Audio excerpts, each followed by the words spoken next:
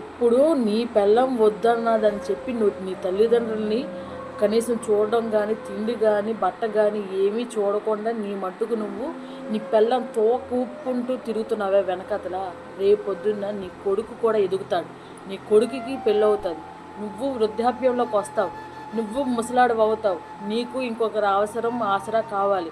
అప్పుడు నిన్ను ఎడం కాలుతో తంతాడు నీ కొడుకు.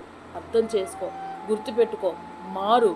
లేదు అంటే కనుక నీకు ఇంతకన్నా నీ తల్లిదండ్రులు ఇప్పుడు చూస్తున్నావు చూడు, అంతకన్నా దరిద్రమైన స్థితి నువ్వు అనుభవిస్తావు. అది గుర్తుపెట్టుకో.